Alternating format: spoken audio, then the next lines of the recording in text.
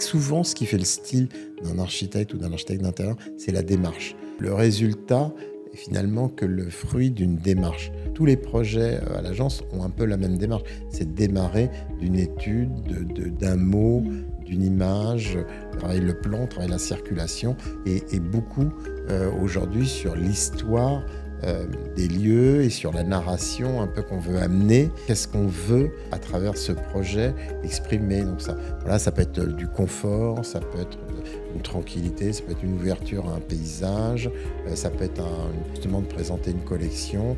Et donc on essaye que nos projets expriment ce point de départ. C'est une démarche qui vraiment anime tous nos projets au départ.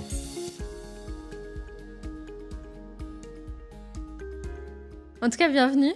Merci beaucoup d'avoir accepté mon invitation. C'est vraiment un plaisir de t'avoir parmi nous. Merci beaucoup.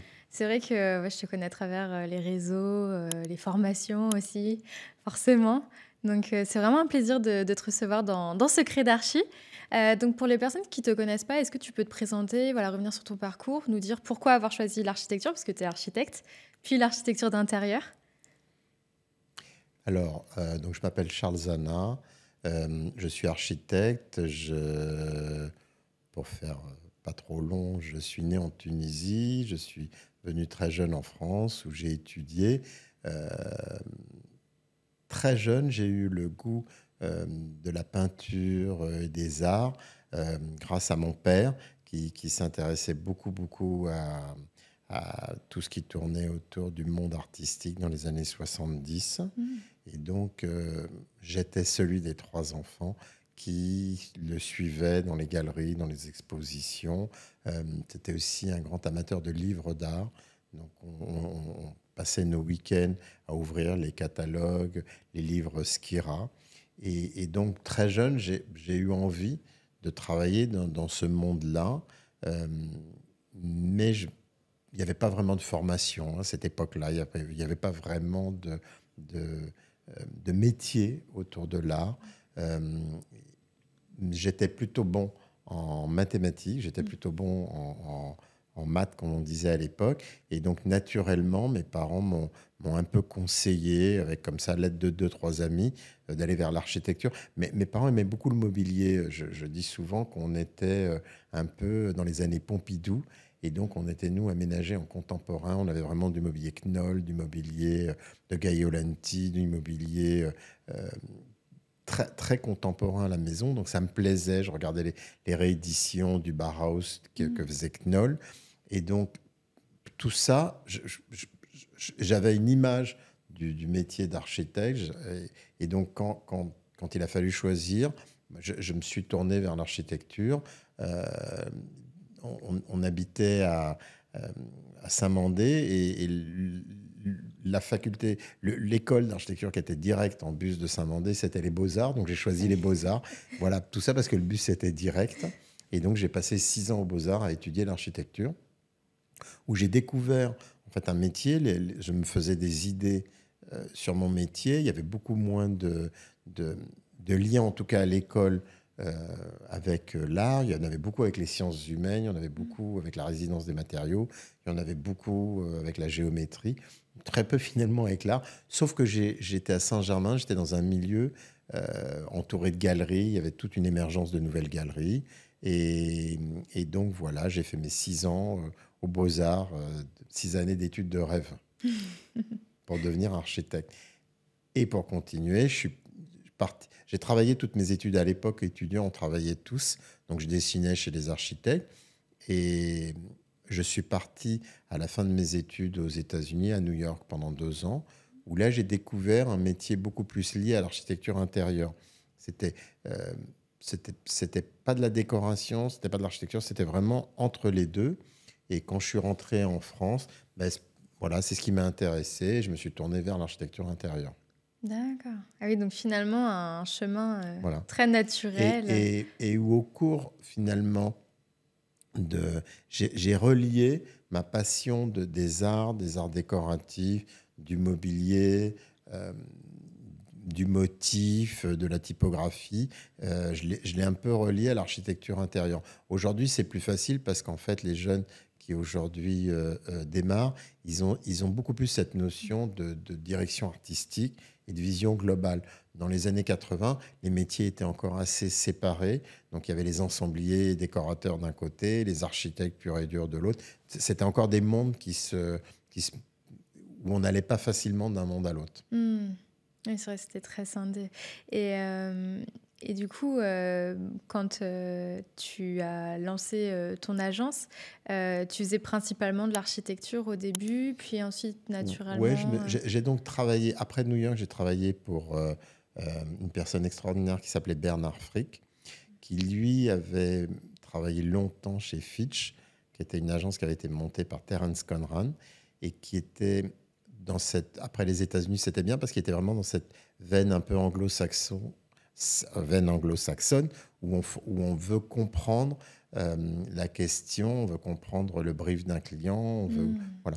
Et donc, dans cette agence qui s'appelait Asymétrie, on travaillait pour tout le luxe français, on travaillait pour le comité Colbert, on faisait des expositions, mais aussi des boutiques, mais aussi des aménagements. Et donc là, c'était très, très intéressant. C'était le début, à la fin des années 80 et le début des années 90, c'était vraiment le début d'un métier. Il y avait un métier qui s'ouvrait devant nous,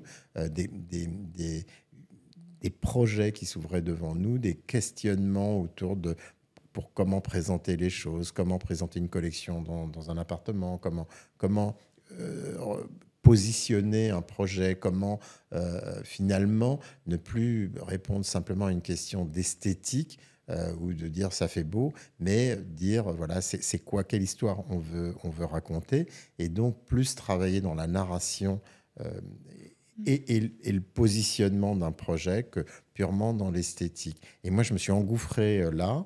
Je me suis engouffré avec une première décennie en 90 où je continuais un petit peu à faire des expositions, travailler un peu pour le retail, ce qu'on appelait à l'époque le retail, voilà.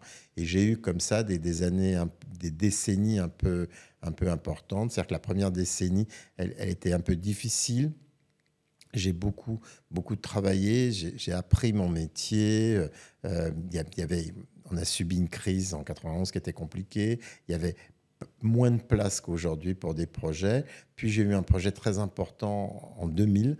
On a fait une maison extrêmement importante. On m'a fait confiance pour une maison importante. Donc la décennie d'après, de 2000 à 2010, j'ai beaucoup travaillé, mais sans communication, sans finalement avec ce qu'on appelait le bouche à oreille. Puis en 2010, on a eu les années AD intérieures, c'est-à-dire qu'on a fait des expositions où on exposait notre travail, mais sans avoir un client derrière. Et à ce moment-là, pour toute une génération d'architectes et d'architectes d'intérieur français, ça a été l'occasion de comprendre l'impact qu'on pouvait avoir en termes d'image et ce qu'on pouvait, nos noms pouvaient évoquer en dehors d'une commande finalement, puisque c'était nous qui étions nos propres maîtres d'ouvrage. Et voilà, donc ça c'était les années 2010. Et donc depuis 2010, mon agence a changé. Et effectivement, aujourd'hui, on a des projets beaucoup plus internationaux, beaucoup plus avec des grandes marques. On fait toujours des résidences privées, mais c'est très, très mélangé le travail à l'agence. Voilà, un peu raccourci euh, de toute mon cette parcours. carrière. Ok, et aujourd'hui à l'agence, du coup, vous faites tout le projet, c'est-à-dire l'architecture en elle-même et l'intérieur, ou ça dépend vraiment Alors, ça dépend. Sur des projets de maison, on fait l'architecture. Moi, j'ai l'habitude de dire en tout cas, on fait pas d'architecture sans l'architecture d'intérieur. Je ne fais pas de projet où je ferai que l'architecture. Dans le cas de maison, aujourd'hui, on construit 3-4 maisons où on fait vraiment de l'architecture. Mais même dans nos projets d'architecture intérieure, on a toujours une vision d'architecte, c'est-à-dire qu'on démarre toujours par le plan, la circulation, le volume, la lumière, euh, la technique, l'enveloppe. Et puis ensuite de ça, à l'intérieur de ce projet qu'on a dessiné, on commence à raconter une histoire et à passer plus sur l'architecture d'intérieur et la décoration. D'accord. Et justement, tu parlais, en effet, y a des noms qui sont connus au niveau international, dont le tien.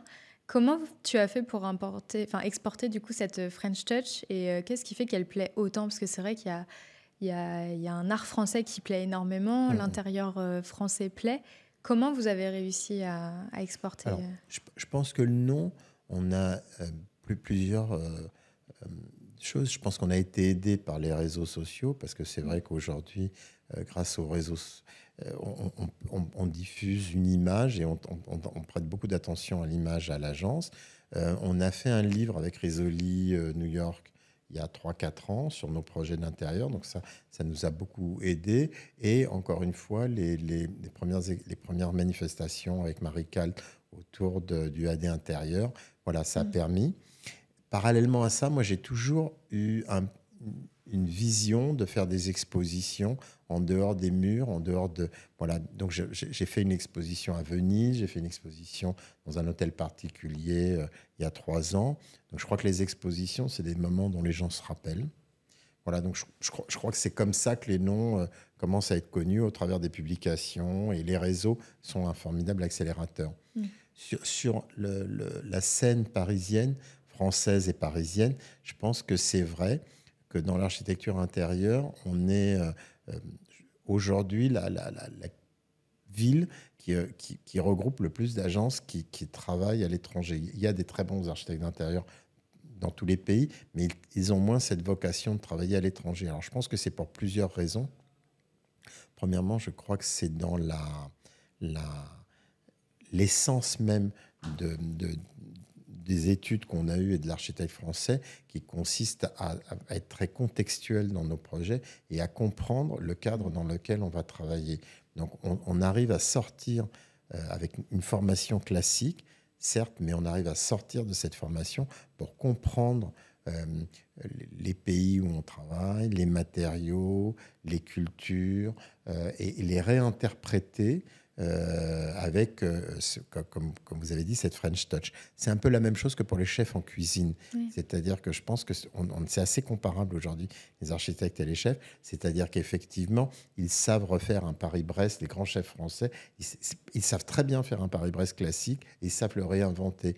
Il y a par exemple des chefs français aujourd'hui qui réinventent presque la cuisine japonaise parce qu'ils l'ont très bien compris, analysé, et ils ont une base technique qui est très très forte. Donc je crois que ça, c'est une des raisons. Une raison aussi, je pense, c'est nos institutions. C'est tout ce qu'on a en France, le musée des arts décoratifs, toutes les manufactures d'exception, Sèvres, Cogolin, et cette tradition française qu'on a héritée du XVIIIe siècle, d'un savoir-faire très particulier, et donc qui est vraiment normalement, qu'on maîtrise tous cette façon de travailler le bois, de travailler la pierre, de travailler le plâtre. Et après, ça, on le met au service de projets contemporains. Donc, c'est ce mélange qui est typiquement français entre un classicisme digéré et une modernité revendiquée. D'accord. Et justement, les clients internationaux, ils demandent à avoir ce style très français, classique et moderne ou non, ils ont quand même leur culture propre qui est importante et du coup, le projet se construit autour de leur culture. Alors, je peux parler que pour moi. Euh, je crois qu'on reconnaît, il y a 20 ans, j'ai fait un projet à New York et j'avais demandé aux clients à la fin s'ils étaient contents de ma présentation. On est très contents, c'est un plan très français. Et donc, je dis, c'est quoi un plan français? Et donc, il m'avait expliqué, en fait, je crois que c'est toujours cette euh, limite très très fine entre une vision classique, une conservation, un respect d'un environnement, d'un lieu, et un twist de modernité, quelque chose de contemporain. Et c'est ce décalage, cette liberté que je pense on a parce qu'on est français, parce que c'est une liberté française, et aussi parce qu'on a cette culture en nous qui nous permet d'en sortir, justement. Voilà, donc on ne reproduit pas, mais on est tous, je sais pas, une vingtaine, une trentaine d'agences en France, et je pense qu'on est tous un peu, on a des styles différents, mais on est tous sur cette liberté de ton. Mm. Et oui, c'est vrai qu'aujourd'hui, il y a quand même une concurrence qui est assez présente. Au niveau des écoles, on voit il y a une centaine d'élèves qui sortent tous les ans, que ce soit de grandes écoles ou même des personnes qui changent de métier.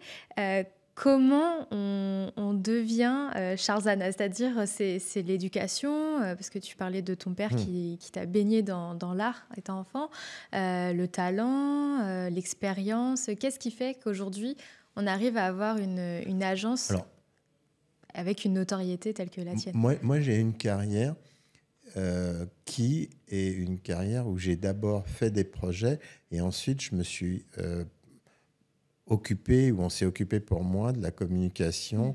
Et voilà. Donc moi, j'ai vraiment une carrière un peu à l'ancienne, où j'ai eu besoin de produire, de prouver, de faire. Et c'est les projets qui, après, m'ont donné, c'est les projets et plutôt les clients qui m'ont donné cette notoriété. Aujourd'hui, c'est un peu différent. Aujourd'hui, je pense que la jeune génération, elle démarre beaucoup plus jeune. Mm. Il y a beaucoup de duos déjà, ils sont beaucoup à deux, il y a beaucoup de duos. Je pense qu'ils démarrent jeunes et ça va beaucoup plus vite.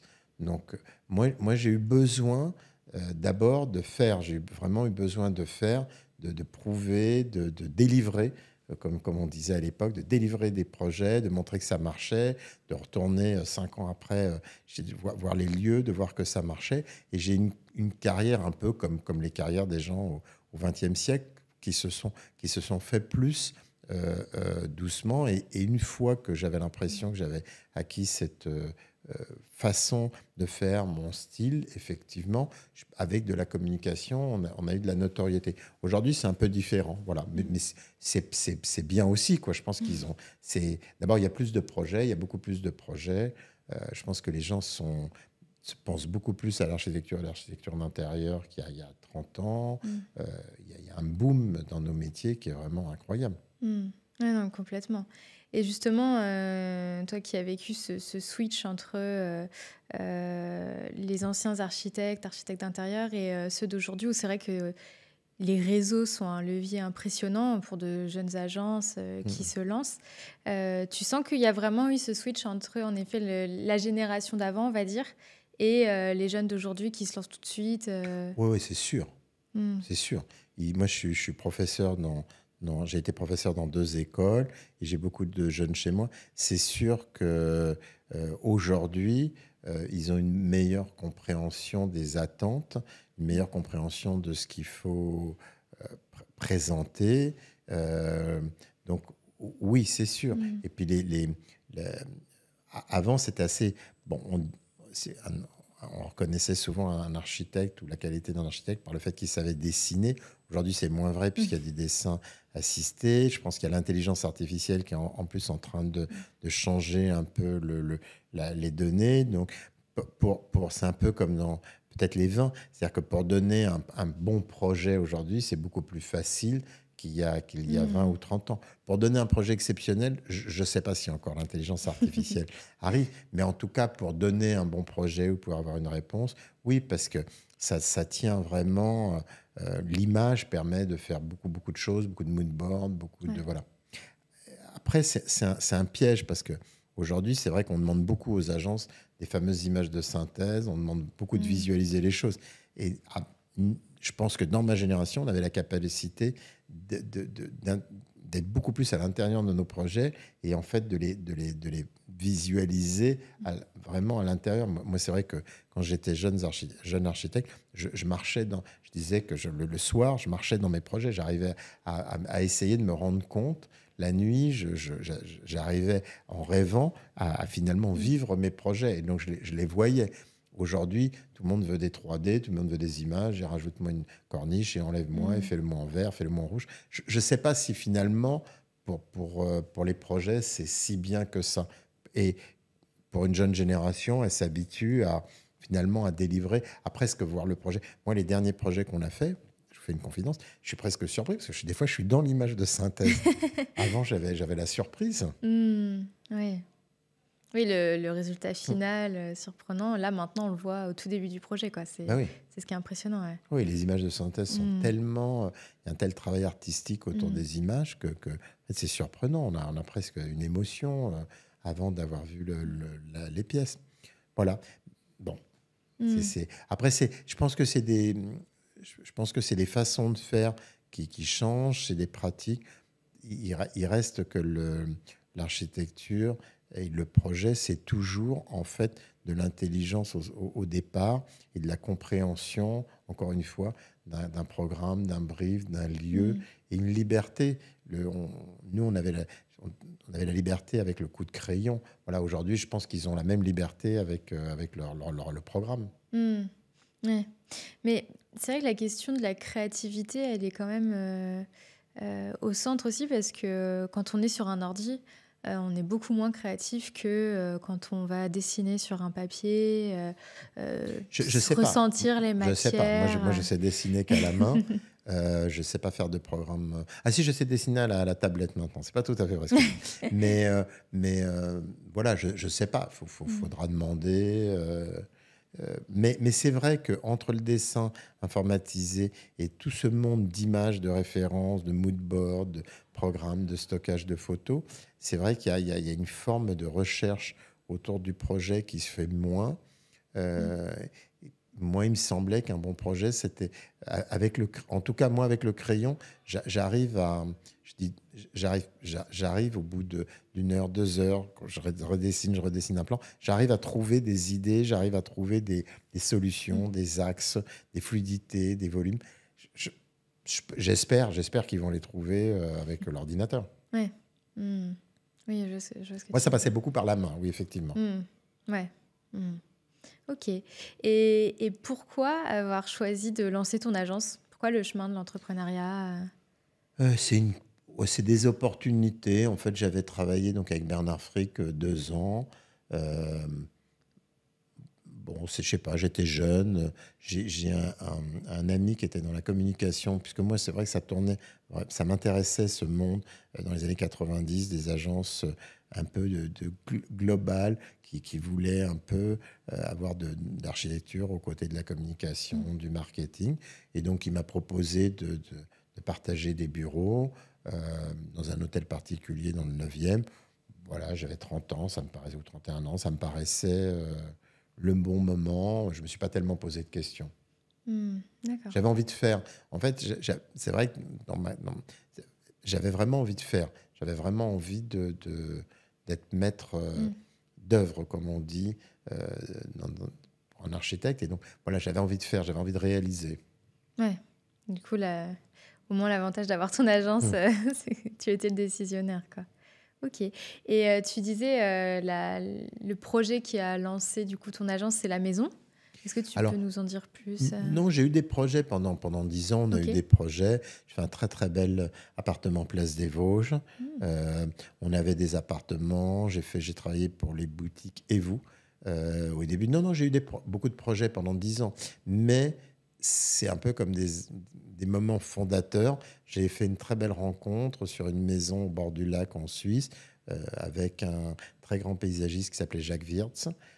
J'ai pu m'exprimer vraiment, amener, faire un travail de couleur avec Pierre Bonnefille, faire un travail autour du métal voilà, vraiment, il y avait une dimension dans ce projet et le client était vraiment un client. C'est beaucoup des rencontres humaines. Mm. Nos projets, c'est beaucoup des rencontres, des associations, voilà. Et donc, ce chantier, par son ampleur, par le fait qu'effectivement, ce projet, par le fait qu'il était dans un parc, parce qu'il y avait vraiment, il s'est passé quelque chose, un instant de grâce. On a eu 2 ans ou 2 ans et demi de travaux. Et voilà. Et j'avais pas fait, aussi, ça a été mon premier projet, d'ailleurs, c'est ce qu'avait dit le client. C'était le premier projet que j'avais fait à l'international. C'était en Suisse, Mm. j'avais jamais fait de projet. Voilà. Donc, déjà, moi, en démarrant, déjà, quand j'allais à Marseille, j'avais l'impression que j'allais à l'autre bout du monde. Et là, voilà, c'était en Suisse, c'était au bord du lac, il a fallu que je m'adapte, que je comprenne un système euh, différent, euh, beaucoup plus petites entreprises qu'on avait en France. Et c'est un Mm. client qui vraiment nous a fait confiance et savait très bien challenger. C'est vraiment un des meilleurs maîtres d'ouvrage que j'ai eu parce que ça avait vraiment challengé un architecte, nous dire quand il pensait que ça ne se faisait pas, quand il pensait que ça le faisait. Voilà. Vraiment, il a été assez extraordinaire et je suis toujours très reconnaissant. Donc, ça a été vraiment une première expérience à un niveau international. Et je suis sorti de ce projet différent. Et c'est ce projet qui t'a le plus marqué ou non, est-ce que tu as un projet qui t'a vraiment marqué, durant ta Bah, je vais répondre carrière? comme tous les architectes, le prochain projet. Mais à part ça, oui, ce projet, ça a été un projet important parce que, ben, encore une fois, parce que ça a été une rencontre. Et puis, c'est un des premiers projets où aussi ils nous ont fait confiance sur le mobilier, sur l'architecture. On était avec j'ai aussi, vraiment, j'étais dans une direction artistique totale avec Jacques Wirtz qui faisait le jardin, qui est un Mmh. monsieur fantastique. Voilà. Ça a été un projet important. Et après, oui, j'en ai beaucoup j'ai beaucoup, beaucoup de projets qui m'ont marqué, petits ou grands, des scénographies ou des, ou des maisons. Ce que j'aime bien, c'est les projets où on peut retourner, les projets qui vivent, où on Mmh. peut. Voilà. Donc, parmi les projets, là, on vient de finir une maison en Normandie, qui est un projet important parce que ça a été aussi assez difficile. C'était un projet qui n'était pas facile c'était un projet qui n'était pas facile forcément à conceptualiser. Là, on construit une maison en Sardaigne, à Porto-Cervo. Là aussi, il a fallu construire au milieu des rochers qui sont Mmh. classés là-bas. On a un projet d'une maison à Miami. Mais en fait, Waouh! c'est mes projets d'aujourd'hui, je vais vous dire, je suis pas très passéiste, je suis plutôt dans les projets à venir. Donc, je suis très passionné par les projets que j'ai en cours en ce moment. Mmh. Et c'est quoi le projet de rêve, s'il y en avait un? Euh, j'ai fait une fondation il y a 2 ans à Saint-Paul, Mmh. fondation autour de l'art conceptuel, qui est sur la route qui mène à la fondation MAG. Euh, Ça m'a donné peut-être l'envie, un jour, un musée. Voilà, j'aimerais Mmh. bien travailler sur. J'ai fait beaucoup d'intérieur pour des collectionneurs. Et c'est vrai que je trouve que le musée, c'est un exercice qui est intéressant. C'est un projet qui anime, je pense, dans une carrière. Mmh. Et justement, quand on fait un projet pour un collectionneur, comment ça s'articule? Est-ce qu'on crée le projet autour de la collection qu'il a? Comment ça se passe? Oui, ça dépend un peu. Moi, on a eu plusieurs types de collectionneurs. Il y a des gens qui sont un peu. On a eu des gens qui étaient vraiment des grands collectionneurs dans les années 60-70, donc qui ont vraiment un type de collection très marqué. Aujourd'hui, c'est vrai que les gens achètent un peu plus des choses différentes et pas marquées. Oui, ben bien sûr, c'est sûr, comme nous, on adore partir des œuvres d'art. On fait aussi moi, j'aime bien faire aussi des intérieurs où les œuvres d'art sont pas comme dans un musée, c'est-à-dire j'aime bien quand ça vit dans les pièces, mais où la décoration, comme j'ai de la chance d'avoir souvent des clients collectionneurs, il faut que je laisse aussi une part pour l'art. Voilà, donc c'est un peu toujours ce mixte entre le fait de décorer et le fait de pouvoir accueillir de l'art. Mmh. Et chez toi, justement, tu as gardé aussi ce concept de collection, Alors, dans ta maison ou ton moi, j'habite dans appartement? un appartement 18e à Paris, donc qui est un peu chargé, avec des moulures. Et moi, je mets très très peu en scène chez moi, en fait. Je me fais critiquer toujours à la maison parce qu'en fait, d'abord, les meubles, ils bougent beaucoup chez moi parce que soit on les prête, soit c'est des meubles qu'on a Mmh. dessinés, donc qui repartent, qui reviennent. Euh, et un peu comme... Il y avait un livre qui était sorti il y a quelques années qui s'appelait Intérieur d'architecte. Et un peu comme tous les architectes, c'est vrai que j'ai pas forcément un intérieur très léché. Voilà, Mmh. ça peut être assez bohème. J'aime bien les tableaux au sol. J'aime bien quand Mmh. tout n'est pas accroché. J'ai une photo qui m'inspire depuis 35 ans, c'est la photo de Picasso dans sa villa Mmh. à Cannes, dans le quartier qui s'appelle la Californie, et où il est les bras croisés, et il a derrière tous ces tableaux qui sont posés au sol dans une villa qui est très ancienne. OK. Ça, c'est des choses que j'aime bien. J'aime bien toujours vivre dans un intérieur qui est ancien, avec de l'art et des meubles contemporains. Mmh. OK, intéressant. Et dans ton agence, parce que c'est vrai que, c'est souvent la difficulté quand on grossit. Comment est-ce que tu fais pour garder, ta patte dans tes projets, sachant que tu es pas à 100 sur le projet? Est-ce que tu arrives à gérer déjà tous les projets? Est-ce que tu as une vision sur tous ou pas? Comment ça se Ouais, passe? ouais, Oui, oui, j'ai une vision sur l'ensemble des projets. Je regarde, bien entendu, je laisse les gens s'exprimer. Après, bah, c'est aussi dans la force des collaborateurs que j'ai aujourd'hui. J'ai un collaborateur qui travaille avec moi depuis le début, Mmh. Richard Massol. Donc, bon, bah, lui, on travaille depuis plus de 30 ans ensemble, donc c'est pas très compliqué. On peut dessiner à quatre mains. Euh, et puis, j'ai des jeunes extraordinaires. Ce qui est intéressant, justement, quand on peut travailler comme ça en équipe, ou dessiner en équipe, bon, ben, c'est de laisser les gens dessiner ou amener des idées sur le départ, et puis de corriger, de ramener.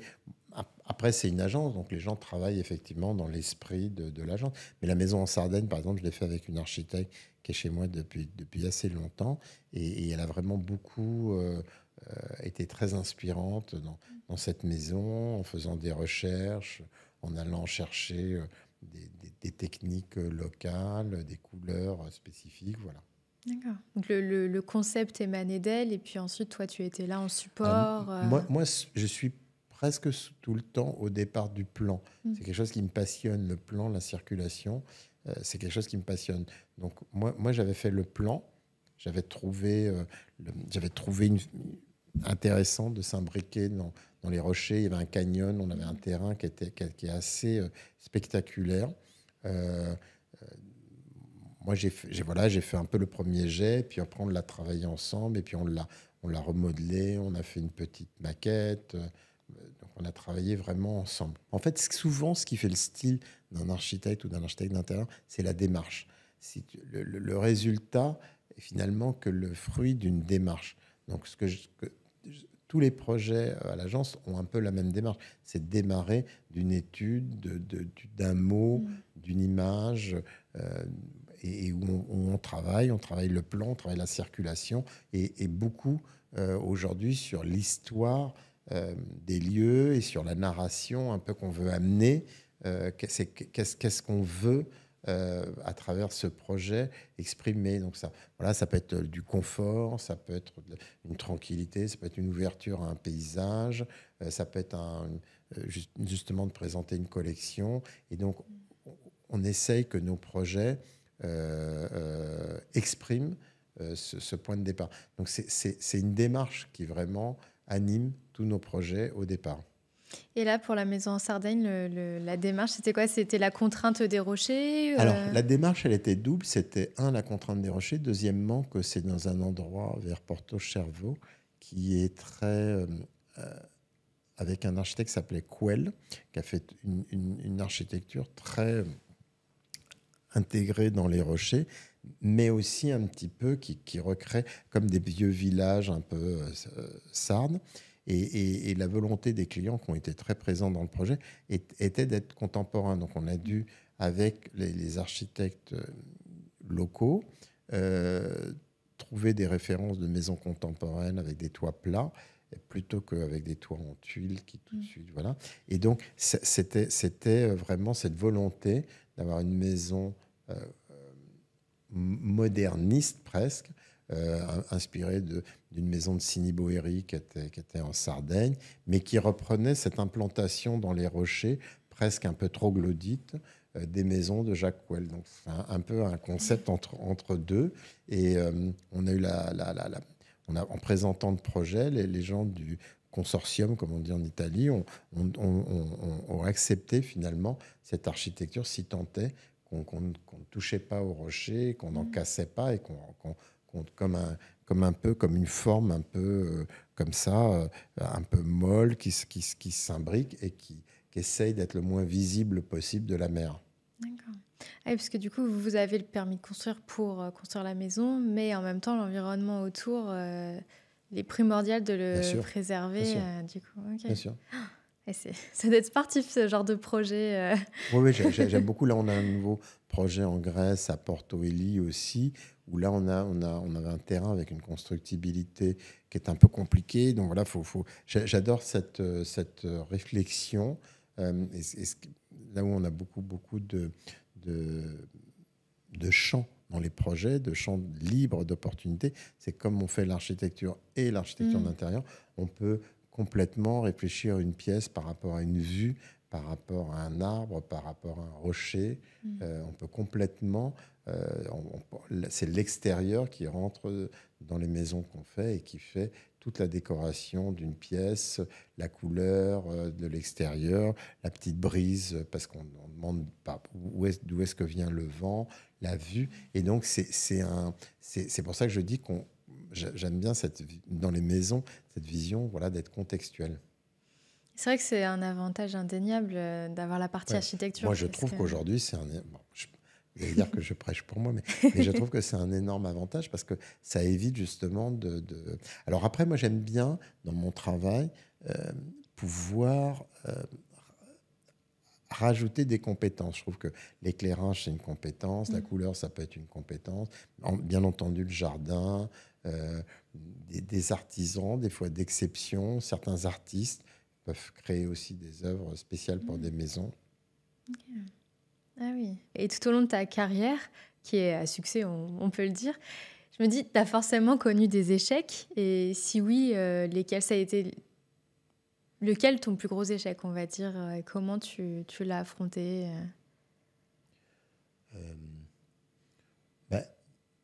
En fait, c'est une succession d'échecs. Ce qui est dur dans le métier d'architecte, c'est de présenter des projets, que ce soit des concours ou des appels d'offres, ou même faire des rendez-vous, et se rendre compte à un moment donné qu'on n'est finalement pas retenu pour le projet, ou à côté de la plaque, ou qu'on est en train de présenter quelque chose qui n'est pas du tout...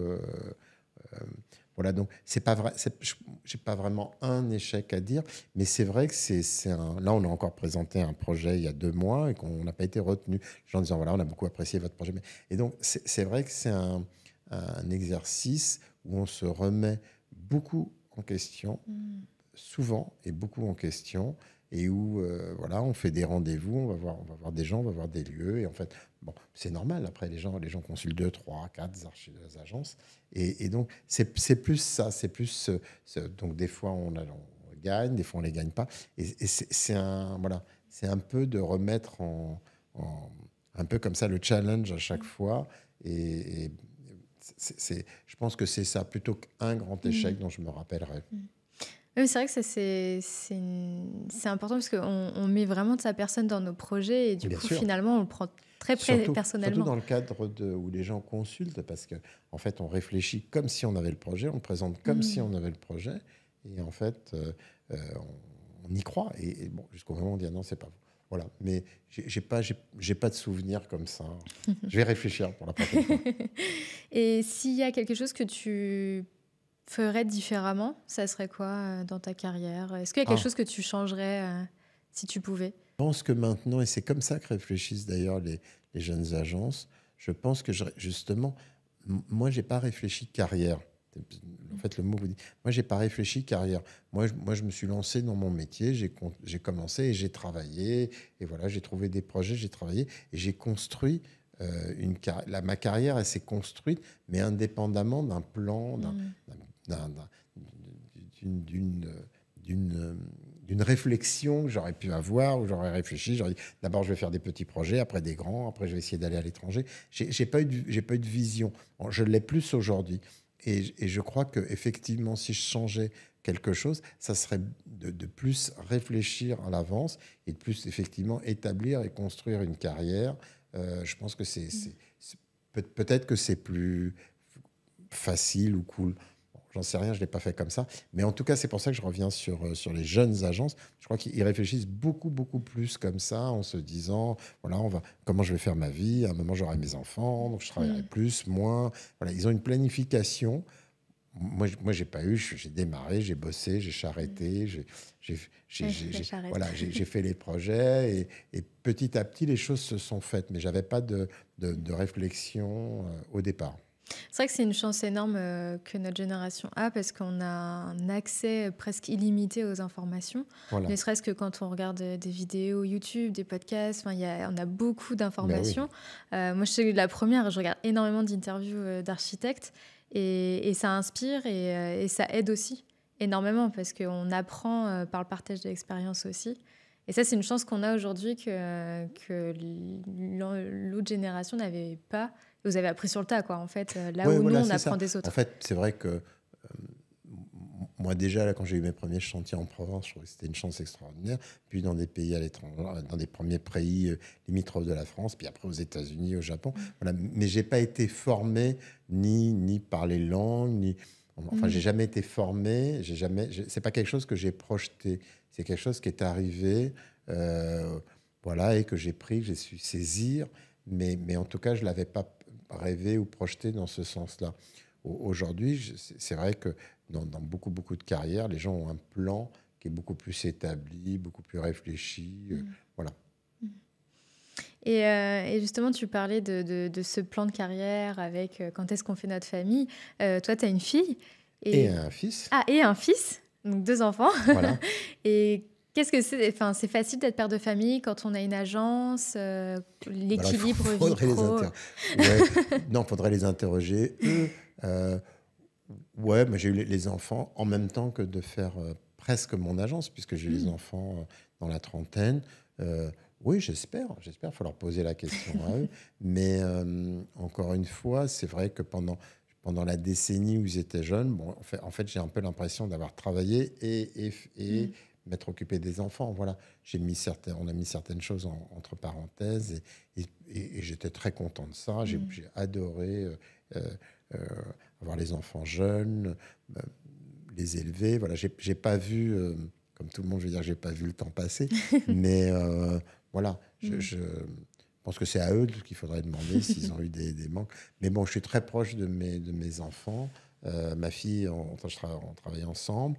Ah oui? Et oui, oui. Ok. Et mon fils, lui, il est plutôt dans le contenu sur les réseaux sociaux. Il est plutôt de ce Mm. côté-là.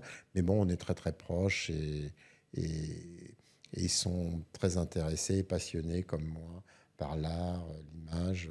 Voilà, donc je crois que ouais, j'ai réussi ce côté-là.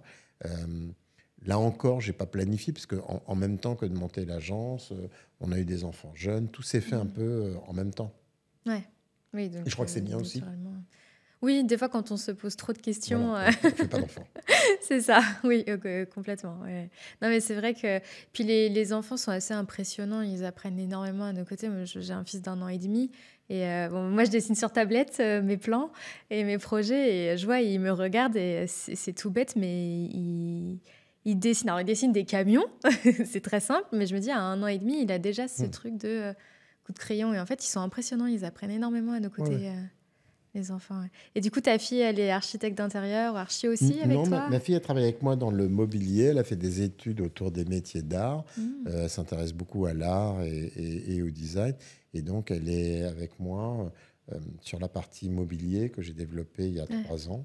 Enfin, en tout cas, qu'on a développé un peu de façon indépendante de l'agence il y a 3 ans. Et voilà, elle m'aide sur beaucoup de sujets. Elle est avec moi et ça, c'est très, très, très Ouais. plaisant. Après avoir travaillé à Londres et avoir eu beaucoup Ah d'expérience, oui. maintenant, elle est avec moi. Ouais, ça doit être super de pouvoir travailler avec ses Mm. enfants comme Ouais. ça. C'est une autre expérience. Super, quoi.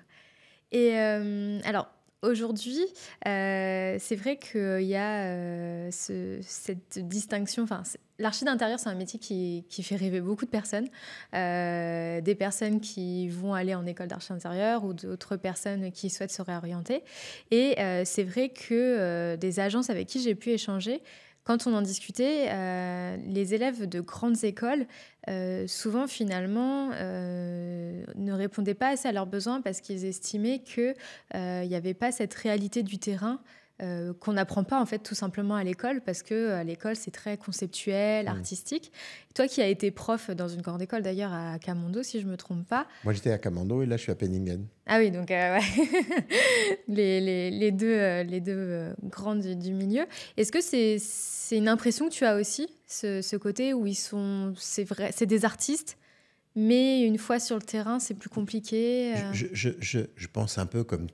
Je pense que c'est pas spécifique aux architectes. Je crois que c'est un peu un signe de l'époque, un petit peu. Peut-être, c'est difficile de trouver, je crois, aujourd'hui, des collaborateurs qui se responsabilisent et Mm. s'investissent dans une agence sur du long terme et prennent vraiment leur rôle comme étant un rôle responsable. C'est peut-être ça, Mm. effectivement, mais je crois qu'il y a un peu de même euh, pour les autres parties de la société. Voilà. Après, je pense qu'il y a des formidables talents aujourd'hui. Il y a Mm. des gens qui arrivent à faire des projets. Moi, j'ai pas trop de problèmes. Je pense que les gens qui rejoignent l'agence, voilà. Mais le métier, enfin le terrain, comme tu dis, c'est quelque chose qui s'est compliqué. Les chantiers, ça s'est Mm. énormément compliqué. On faisait des chantiers très très facilement il y a 30 ans. Aujourd'hui, c'est beaucoup plus compliqué. Les process sont compliqués, les entreprises sont moins Mm. compétentes. Voilà. Donc c'est aussi une époque où c'est plus difficile que quand on a démarré, nous, de faire, euh, de faire fabriquer des meubles, de faire des chantiers. Voilà. Il y a beaucoup plus de techniques, il y a beaucoup plus de contraintes, il y a beaucoup plus de régulations. Donc je crois que c'est un peu ça. Il faut être vraiment très, très motivé aujourd'hui pour suivre à un haut niveau de qualité des Mm. projets. Les process sont très compliqués. Mm. Et tu penses que c'est quelque chose qui serait bien d'ajouter à l'enseignement? Mais c'est vrai que là, en étant en études aussi, je trouve que c'est ce qui manque, le côté concret terrain. Donc, Bah, on fait des concepts architecturaux, hmm. voilà, on est très poussé art, mais c'est vrai que sur le chantier, c'est plus difficile, quoi. Écoute, oui, bah, par définition, le terrain, c'est quelque chose qu'on ne peut pas mettre dans une Oui, école à part oui, de oui. faire des stages. Après, je pense que c'est la capacité de chacun, c'est l'intelligence. Je crois que la compréhension du terrain, c'est une forme d'intelligence et de volonté.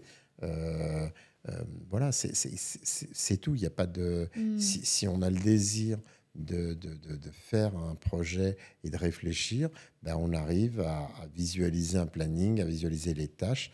Maintenant, les intervenants au projet, c'est beaucoup plus compliqué aujourd'hui. Je m'en rends compte chaque année que c'est compliqué. Ça demande vraiment aujourd'hui une expertise et une finesse dans la gestion des projets qui devient un petit peu déroutante. Voilà. Donc je crois que c'est ça. Et ça peut pas, je vois pas trop comment ça pourrait s'apprendre à l'école. Mm. Euh, c'est une curiosité. En fait, moi, je vois les gens qui sont chez moi et qui ont envie de se lancer et qui ont la curiosité, bah, ils y arrivent assez vite. Mm. On est une époque, enfin, ça se voit avec les dirigeants et les hommes politiques aujourd'hui, mais ça s'est énormément rajeuni. Je crois qu'on a une époque où on peut faire confiance à des gens très Mm. très jeunes, si tant est qu'ils aient l'intelligence et la compréhension d'analyser très rapidement les choses, d'analyser le terrain et voilà, d'être honnête par rapport à leur travail. Et voilà, je pense que Mm. ça se passe bien. Il faut peut-être faire plus de stages, il faut peut-être que les agences fassent plus confiance aux jeunes. Il faut peut-être voilà. Mm. Ouais, et puis c'est vrai que ça va aussi avec cet accès à l'information. Mais je sais que mon prof, il nous dit tout le temps, faut manger du DTU si vous voulez comprendre ce que vous faites. Hmm. Et ça va avec cette curiosité qui est primordiale dans ce métier-là, hein, Oui, oui. complètement. Ouais. Mais moi, j'avais fait des j'ai fait des études d'architecture et j'ai fait de l'architecture intérieure. Donc, j'ai appris euh, j'ai appris le vélo en pédalant. Ouais. Donc j'ai compris les choses par curiosité, par analyse, en posant des questions et en regardant. Donc je pense qu'il y a beaucoup de gens qui ont ces qualités. Chez les jeunes aujourd'hui, j'ai pas l'impression qu'il y ait une génération moins bonne. Je pense que c'est le chantier qui s'est compliqué. Mm. Ouais. Et vous, à l'agence, du coup, vous êtes plutôt sur des profils ciblés grande école ou plutôt Grande école de déco. oui, d'archi d'intérieur, Voilà. où l'expérience et la personnalité jouent énormément aussi. Euh, Bah, c'est les deux, Ouais, quoi, vous hein, avez les tout le deux réunis. profil. On a quelques personnes grâce à Penningen Mm. qu'on a eu très tôt, et puis j'ai par moments des gens plus d'expérience. Voilà. C'est un peu comme un sélectionneur d'équipe, il faut faire un mélange, Ouais. ça dépend. Puis aussi, on a une typologie et une façon finalement de raisonner qui fait qu'on a toujours des projets très différents qui arrivent et qui sont vraiment très très différents. Et ça, c'est fantastique. Mais ça demande aussi une gymnastique d'esprit, une Mm. adaptation, parce que là, on est sur un projet de rénovation d'une chartreuse à côté de Reims, on peut être sur une maison en Sardaigne, sur un projet à Miami. Donc voilà, ça demande une gymnastique et une agilité euh, dans les projets parce que c'est pas répétitif. Voilà, Ouais. on n'a pas toujours sur le même type de projet tout le temps. Voilà. Donc il faut se réinventer et il faut avoir une intelligence de situation, c'est-à-dire que arriver à réfléchir chaque projet, chaque situation de façon différente. Ouais, non, mais complètement. Et au niveau des clients, c'est plus internationaux ou français ou c'est On a 50-50? une grosse partie de clientèle internationale Ok. pour laquelle on fait des projets en France ou à l'étranger. Et voilà, on a une grosse Mm. partie de clientèle internationale. Et cette casquette, est-ce que du coup, toi, tu as vraiment les trois rôles, j'ai envie de dire, architecte, architecte d'intérieur et chef d'entreprise. La partie chef d'entreprise, c'est une casquette qui te convient ou tu as une appétence quand même plus importante pour la partie architecture? Parce que je trouve que c'est très schizophrène quand on a son agence, Hmm. parce qu'à la fois, on fait ce métier parce qu'on adore être dans le projet, mais quand on a une agence, il y a la partie ressources humaines, financière qui entre en jeu, gestion de projet.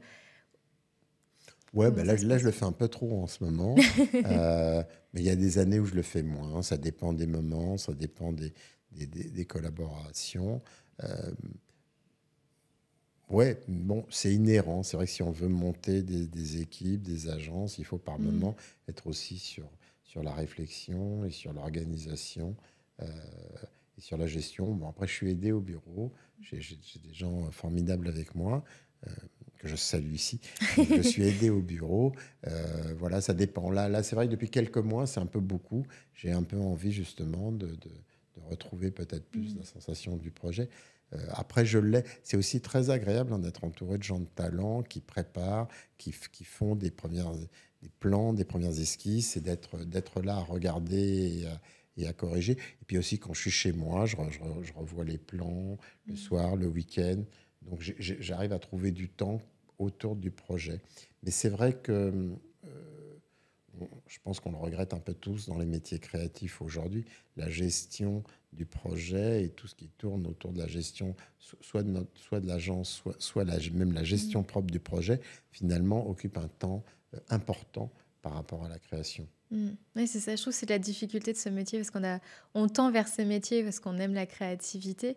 Et en même temps, quand on lance son agence, on est obligé Oui, de lâcher mais un petit cet peu. instant où on trouve l'idée, cet instant où on est en train, moi, toujours cet instant où je suis en train de dessiner, voilà, j'ai pas trouvé encore le projet, et puis en dessinant, tout d'un coup, j'arrive en m'inspirant d'un concert que j'ai vu, d'un Mm. tableau que j'ai vu, tout d'un coup, d'une discussion, d'un moment, d'un spectacle, d'une phrase. Finalement, je trouve l'idée, ça c'est le moment de plaisir qui vaut toutes les petites galères administratives. Le moment euphorique Voilà. du Et projet. puis, on pourrait pas, je pense qu'on pourrait pas être que.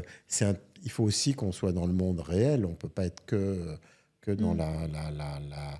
la création. C'est important aussi d'être dans l'organisation du projet, dans la discussion, dans le dialogue avec les clients. C'est aussi des moments voilà, qui sont importants euh, parce je pense, moi, je suis éponge en tout cas.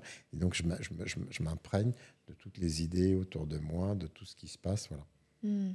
Et tu fais les briefs clients encore ou non, tu les fais pas tous, Moi, je tes fais équipes? tous mes. Ah, tu les fais tous, Ouais, ok. parce que je trouve que le moment où le client. Les premiers rendez-vous, comme beaucoup d'archis, les premiers rendez-vous, la première présentation, je pense que c'est vraiment très, très important. Et justement, j'essaye d'être à ces moments clés Mm. parce que je trouve toujours qu'on arrive à saisir. euh, quel- quel- on arrive à saisir quelque chose. Moi, je trouve souvent qu'il se passe quelque chose à un moment, à une première visite, Mm. dans ce que va nous raconter un maître d'ouvrage. Il peut se passer quelque chose qui va dans un sens ou dans un autre. Ça peut être justement de ne pas aller. Moi, j'ai souvent fait des présentations où je présentais l'inverse de ce qu'on m'avait demandé, donc, mais parce que j'avais senti que les gens n'étaient pas non plus convaincus. Mm. Voilà. Donc, je crois qu'il faut être là pour vous regarder et écouter Mm. et dialoguer en premier. Oui, c'est un métier très humain, Oui, bien pour sûr. le coup, ouais. Et de compréhension. Et moi, je pense que si on n'est pas là, c'est difficile de Mmh. comprendre. Après, effectivement, moi, j'essaye de laisser au chef de projet la gestion, après, du projet, la responsabilité, parce qu'il faut aussi laisser, Mmh. effectivement. Mais en général, au premier rendez-vous, j'essaye d'être là. Et tu arrives à avoir combien de projets en Je simultané? crois qu'on a compté, mais après, ça dépend. Il y a des projets qui sont en démarrage, il y a des projets, Oui. on espère, qui se terminent. Donc, on est à une trentaine de projets Ah oui, quand même. en simultané. OK. Ah oui, donc on a quand même, un certain nombre. Et de façon générale, c'est quoi 24 heures avec Charles? C'est quoi Ah, ta journée? euh, donc ma journée maintenant, ben, quelques matins par semaine, je fais du sport assez tôt. Euh, j'ai pas un énorme petit déjeuner. En fait, je bois pas mal de café le matin. Je peux travailler 1 heure de la maison. Après, si j'ai pas de rendez-vous, j'essaie d'aller assez tôt au bureau. Euh, ça dépend, parce que c'est très différent. J'ai pas de journée type, en fait. Mmh. J'ai des journées où je voyage, j'ai des journées où je suis au bureau, que j'adore. J'adore être au milieu des équipes. Il y a des journées où j'ai des rendez-vous. J'ai pas vraiment une journée type. Mmh. En tout cas, je travaille. J'aime bien mon Ça, c'est métier. sûr. Voilà, ça, c'est sûr. Je travaille. J'ai pas beaucoup. On n'a plus beaucoup d'obligations de petit déjeuner ou de déjeuner de boulot. Donc, je travaille et puis j'essaye de terme. Donc, ouais, en général, de 9 h à 8 h, 8 h 30. Mmh. Oui, donc de belles journées quand même. Voilà, je travaille. Et puis en fait, c'est un métier où ma passion et mon métier aussi. C'est-à-dire que si je suis dans une exposition, Mmh. si je suis dans un lieu, si je suis sur un tournage comme ici, en fait, chaque détail, chaque espace, c'est quelque chose que j'essaye aussi d'enregistrer, d'emmagasiner comme une expérience, une tranche de vie. Et après, c'est tout ça qui sert quand on fait des projets. Donc en fait, c'est vrai qu'on s'arrête jamais vraiment. Moi, j'aime bien visiter des lieux le week-end, aller au puce le dimanche. Et Mmh. quand je suis au puce, je continue quand même à travailler. Il y a pas vraiment, il y a une porosité entre ce que j'aime, la vie de tous les jours, et mon travail. Je ferme vraiment, jamais vraiment euh, ma boîte à crayons, quoi. Je suis toujours en train de réfléchir sur les projets.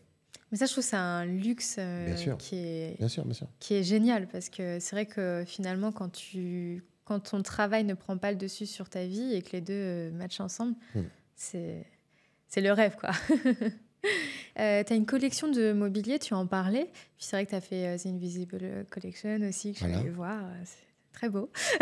Qu'est-ce qui a fait que tu te sois dirigée vers le mobilier, d'avoir lancé ta En collection? fait, comme je te l'ai dit, ma passion que je partageais avec mon père, au départ, Mm. c'était vraiment le mobilier d'architecte et l'art.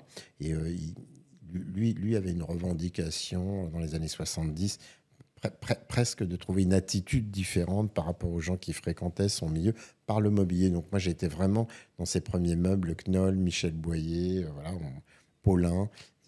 On vivait vraiment dans cet univers-là. Et donc, je suis arrivé à l'architecture par le mobilier. C'était mon chemin finalement. Et dans mes premières années, j'ai fait du projet. On a dessiné un peu de mobilier, mais c'était plus du mobilier dessiné pour des Mm. projets. En tout cas, je ne le voyais pas comme des petites architectures qui Ouais. pouvaient être autonomes et finalement aller un peu partout. Et puis, quand on a fait le AD intérieur, on s'est aperçu, un peu toute une génération, que finalement, notre mobilier intéressait. C'était un peu l'idée d'ailleurs de Invisible Collection au Mm. départ, qui disait je mets des collections d'architectes, décorateurs auxquels vous n'avez pas accès, je les rends visibles. Elles sont invisibles parce que c'est des décorateurs. Si vous voulez ne pas les prendre pour décorer votre maison, moi, je vous les rends visibles. Et donc, à un moment, je pense que je ne suis pas le seul, mais on s'est un peu tous aperçus finalement que notre mobilier, qui était un mobilier plus d'art décoratif, c'était pas un mobilier de designer, avait du succès, pouvait plaire et pouvait en fait aller dans des intérieurs finalement qu'on n'allait pas nous-mêmes décorer.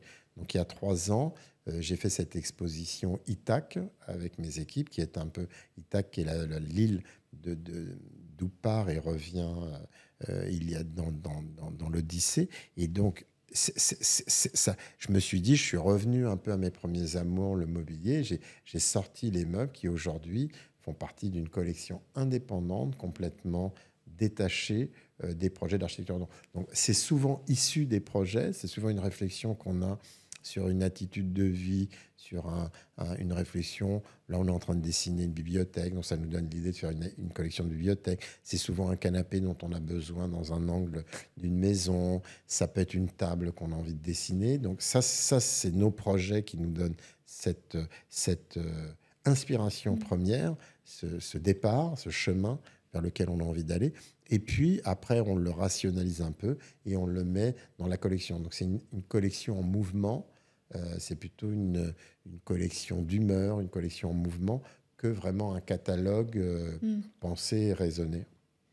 Et il y a beaucoup d'architectes d'intérieur justement qui sont intéressés Bien par du sûr, mobilier que bien sûr. tu as mis toi dans un Moi, projet. moi la passion que j'avais étant jeune, c'était toujours, j'allais toujours vers le mobilier d'architecte, que ce soit le mobilier d'architecte des années 30, très Bauhaus, de Mallet Stevens à Le Corbusier, ou le mobilier d'architecte italien de Sottsass à Branzi à Mm. Mandini. Mais c'est vrai que je vois, c'est toujours des architectes qui dessinent du mobilier.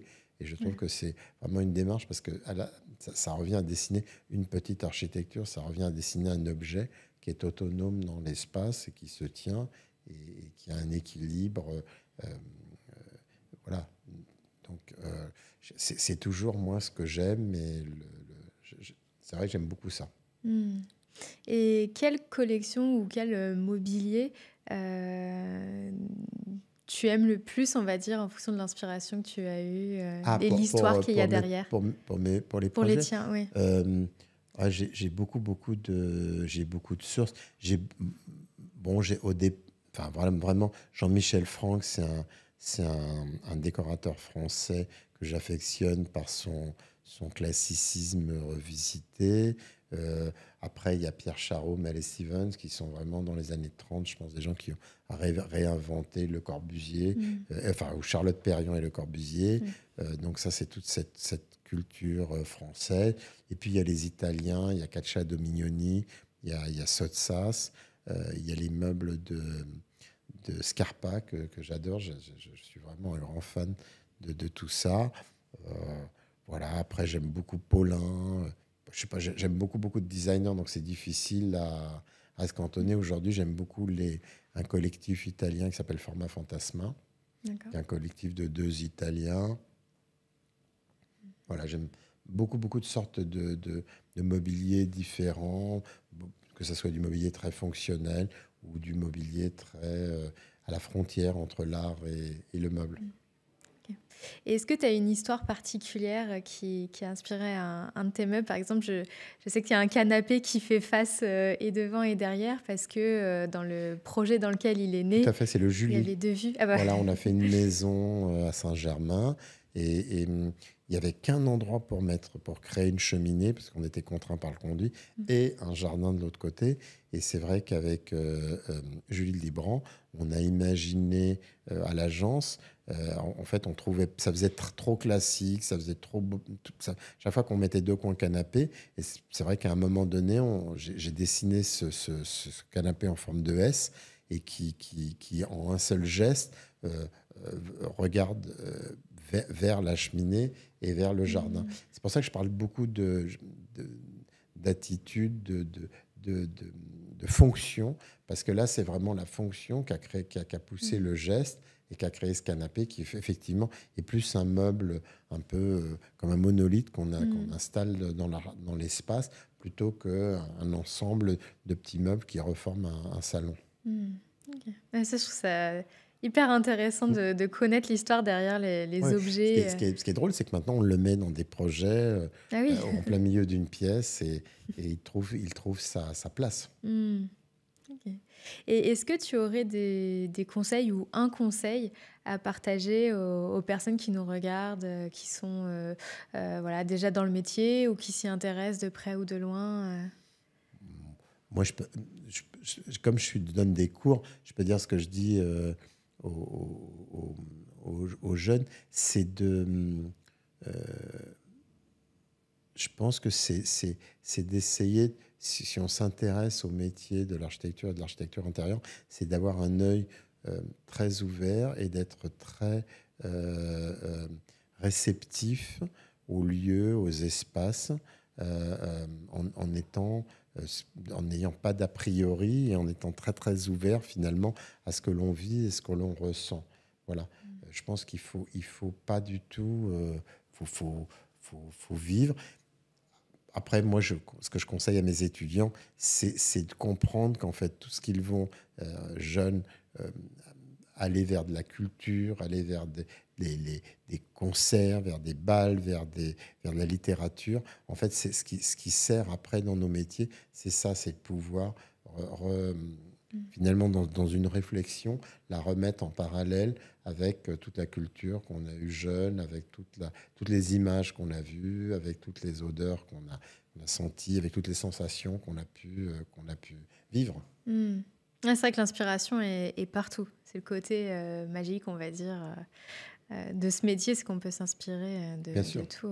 Je suis allée à Pompidou, l'exposition permanente, et il y avait une œuvre où c'était plusieurs baies vitrées de couleurs différentes. Et typiquement, je m'en suis inspirée pour un de mes projets. Et je trouve Bien sûr, bien sûr. c'est super de pouvoir s'inspirer comme ça du En monde fait, c'est qui une nous entoure. curiosité. Ouais, peut-être que, voilà, si je devais dire en un mot, je résumais ce que je viens de dire, c'est ça, c'est la curiosité. Je pense qu'il faut être curieux, faut aller voir derrière la porte, derrière la fenêtre. Faut essayer de comprendre et d'être curieux et voilà, de vivre son époque. Bah, merci en tout cas Merci. pour ton partage. Ouais, c'est Merci très beaucoup. inspirant et enrichissant. Merci beaucoup. Et est-ce que tu aimerais voir quelqu'un en particulier pour un prochain épisode de Secrets d'Archi Ah, est-ce que j'aimerais que tu interroges quelqu'un? Bon, il y en a beaucoup, tous mes confrères. Enfin, je suis très sympa avec tous mes confrères. Ok. Je trouve quelqu'un comme Jacques Grange, Ah oui. ça pourrait être bien, je pense. Tu vois, quelqu'un qui peut aussi raconter, qui a des anecdotes et un très beau parcours. Super. Voilà. Bah, Ou après, il y a plein de jeunes dans nos métiers. Peut-être aussi des gens qui, aujourd'hui, ce qui est un peu différent aussi, c'est tous les gens qui montent des marques. Je sais qu'il y a Constance Génary aussi, qui est pas loin de chez toi, qui a Social Light Family. Mais toi, c'est que des architectes, non? Secret d'Archi. non, mais non, parce que justement, c'est architecte d'intérieur, mais j'ai pour ambition d'inviter également des designers artisans. J'ai une réelle volonté d'inviter des artisans, parce que je trouve que c'est des métiers qui sont très importants en architecture d'intérieur. Sans eux, on n'est rien. Et je trouve qu'il y a un savoir-faire français qui est génial. Et pouvoir inviter les artisans aussi. Bon, ben super. Mais Jacques Grand, je vais y penser. Non, mais je sais pas. Je vais le contacter. Merci en tout cas. Merci à toi. Et puis on se dit à très bientôt pour un prochain épisode.